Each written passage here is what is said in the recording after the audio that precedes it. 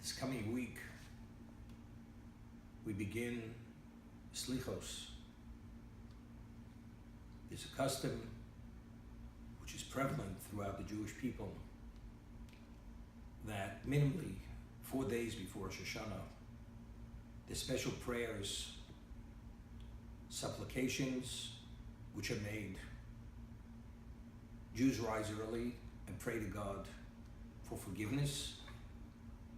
And the essence of the word of the Slichos, the word Slicha means forgiveness. As we say in the blessing of forgiveness in the Amidah, Slach lanu avinu ki chatanu, forgive us, Father, that we've sinned. Slichos, it's prayers that because of the content of these prayers and our dedication and our sincerity when we express them, God will forgive us. And this is even before we come to the Day of Judgment.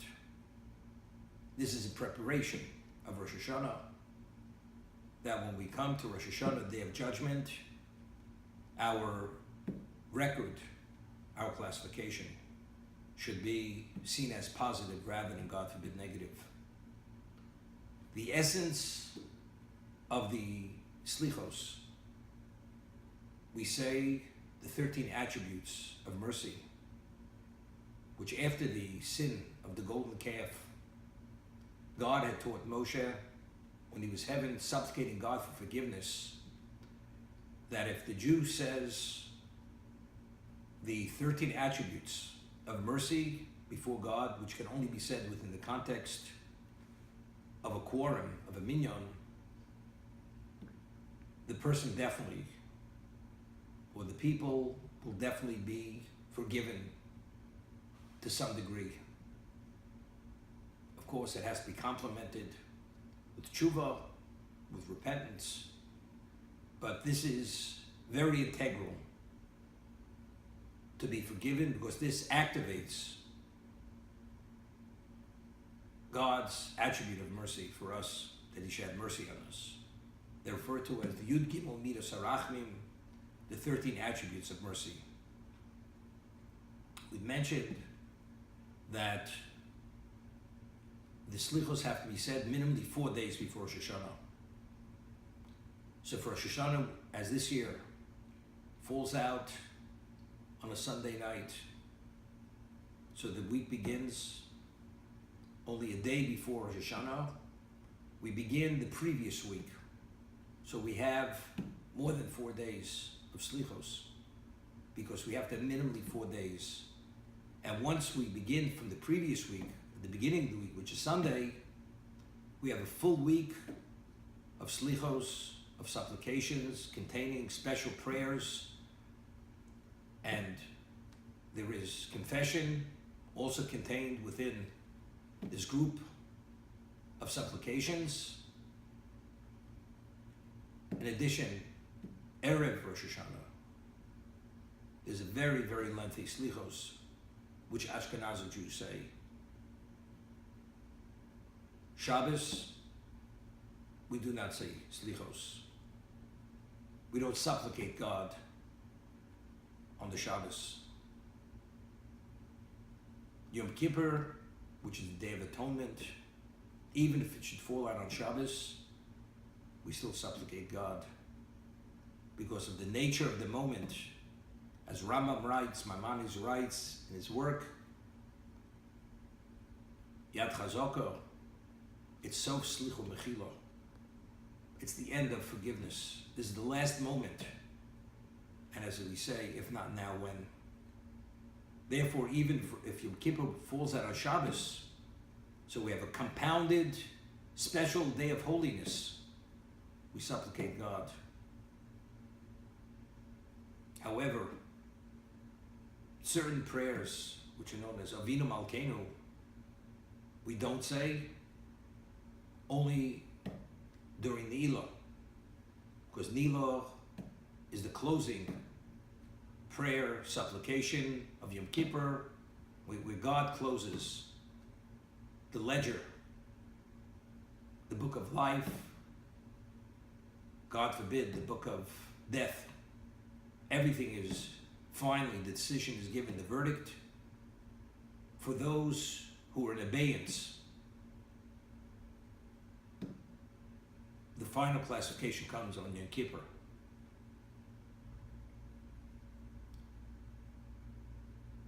We read in the Torah that every 8th year after the sabbatical year, the king of Israel, the king from the Davidic line, must read the book of Dvarim in the presence of all the Jews on the Temple Mount. All Jews gather there, men, women, and children. They hear the reading of the 5th book. It's read from a Sefer Torah, from a Torah scroll. It's referred to as Mishnah Torah. And what is the value of this reading, of this coming to the Temple Mount to hear the king read the Torah? L'man yishma'u, so that they should listen, v'yiru, liyiras Hashem. They should listen and learn how to fear God. That is the value of coming to the Temple Mount in the 8th year. But which day of the 8th year? It's the day after the first day of Sukkot has passed, what we call Motzoi, the first day of Sukkot, the first day of Chol HaMoed, the intermediary day of Sukkot. We come to fear God. That's to learn how to fear God. The question is, what preceded that day? What preceded that day, which is the 8th year, was the sabbatical year. If you live in Israel during the sabbatical year, all agricultural activity must come to a halt. One is not permitted to work the land. Any degree of cultivation is forbidden on a Torah level, on a biblical level. So if you live in an agricultural society, what is the year meant to be, in what context is the year meant to be utilized and invested? The Torah refers to the sabbatical year as Shabbos Lashem. It's a Sabbath which is dedicated to God. As the 7th day of the week is referred to as Shabbos, Sabbath. The 7th year is referred to as Shabbos Lashem. The sabbatical year is dedicated to God. So the commentators explain, how does one dedicate the 7th year to God? It's for prayer and for study of Torah. One immerses himself. One has been involved in the mundane, in the physical for 6 years. One needs that 7th year for a spiritual infusion of a full immersion in Torah study, in reflection, and in supplication of God, to pray to God. So one would think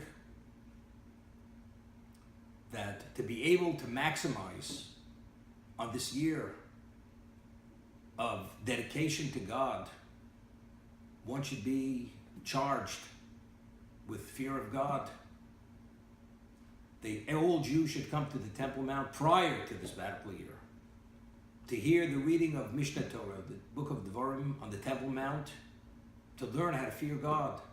And after we learn how to fear God, then we go and utilize and maximize on the 7th year, the sabbatical year. But the Torah says that's not the correct order. First, one must invest a year of Torah study, intense Torah study, without distraction. Pray, reflect, meditate on spiritual concepts. But that's not enough. Then one experiences an Elul, the month prior to the Day of Judgment. And then one experiences a Rosh Hashanah, Day of Judgment, where we're fearful of our predicament for the future. Is one to be inscribed in the book of life? Or God forbid, to the contrary, And then we experience Aser Shemei Teshuva, the 10 days of repentance, which, as the Talmud cites a verse from the prophet, Dirshu Hashem b'motzo, seek out God when he's found, Kro b'yosa korov, call out to him when he's close to you. And then it culminates with the Day of Atonement, the Day of Yom Kippur, Lefnei Hashem Titoru.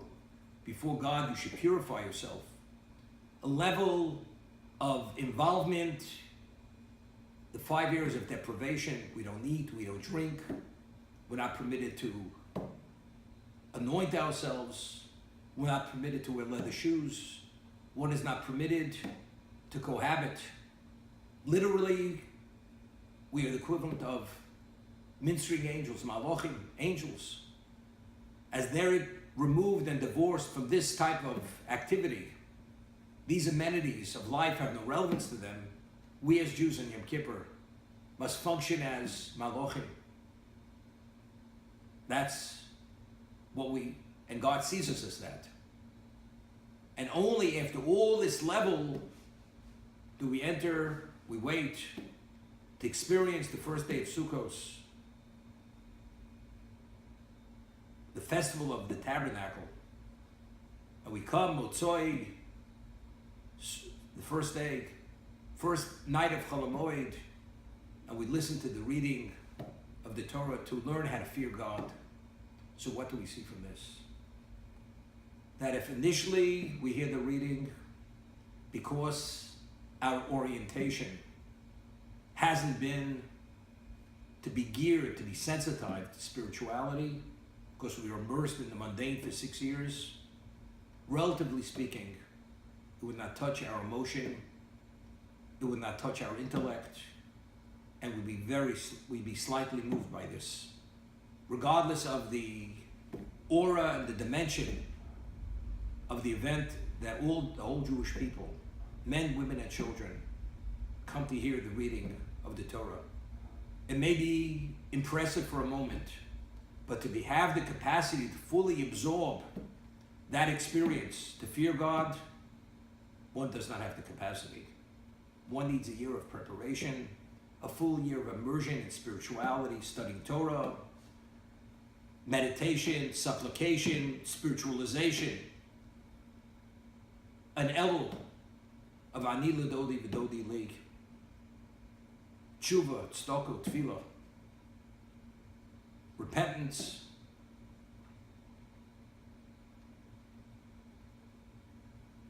praying to God that our repentance should be received, charity, then the Rosh Hashanah, and then seek out God because he's close to us, and then Yom Kippur. And only then do we have that sensitivity, the capacity and appreciation for what the reading of the Torah means. And only then could we truly learn how to fear God, because then we have all the tools and all the orientation to fully absorb that experience, that event, that holy event on the Temple Mount. Identically, if a person would not prepare for the Day of Judgment, Rosh Hashanah, with slichos, Sephardic Jews, they begin this prayer service early in the morning from the beginning of the month of Elul. They have a month's preparation. Ashkenazi Jews, minimally 4 days of preparation. Ashkenazi Jews begin this service of supplication minimally 4 days before Rosh Hashanah. Without preparation for the Day of Judgment, our capacity is very minimal. Even if we enter into the most intensive, the most inspiring service on Rosh Hashanah, and we hear the blast of the shofar, and the Shlich Tzibur, the one who prays and represents the congregation, is all inspiring. that inspiration, that moving moment will be something which is very superficial and temporary. However, with a proper degree of preparation, and if one focuses on the slichus service, does not do it in a perfunctory manner, but rather when one says the 13 attributes of mercy, we have an understanding what each reference to God, what it signifies and what it means. And when we confess and we say, "V'oshamnu bagadnu," we are guilty, we've betrayed you, God, and we have a full understanding, and we focus on this, not to just pass through it and gloss over it, but rather to reflect on each one of these words, which are represented through the letters of the Hebrew alphabet. And we all know we have what to correct. Each of us know our own personal shortcomings. Based on the Talmud, based on the ruling of the Rambam, when one confesses, one should confess quietly. It's between man and God. It's something which is very private. To make public one's sin in a certain way, it's considered arrogance. It's something which is shameful. So how does one publicize his sin unless the sin initially was done in a public setting?